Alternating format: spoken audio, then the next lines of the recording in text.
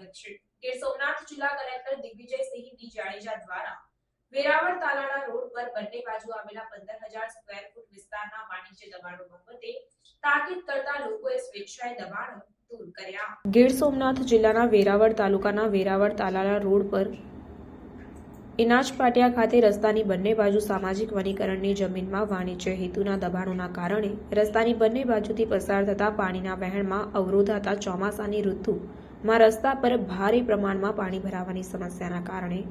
રસ્તા પરનો વાહન વ્યવહાર ખોરવાઈ જવાની સમસ્યા ઉદ્ભવતી હતી। ત્યારે જિલ્લા કલેક્ટર દિગ્વિજયસિંહ ડી જાડેજા દ્વારા આ સમસ્યાના કાયમી નિરાકરણ માટે આ વહેણ પરના વાણિજ્ય દબાણો દૂર કરવા માટે સૂચના આપતા અધિક નિવાસી કલેક્ટર રાજેશ આલના માર્ગદર્શન હેઠળ રેવન્યુ વિભાગ, માર્ગ અને મકાન વિભાગ અને ફોરેસ્ટ વિભાગના અધિકારીઓની ટીમ દ્વારા જિલ્લા ઇનાજ પાટિયાએ આવેલ કુલ 42 દુકાનધારકોને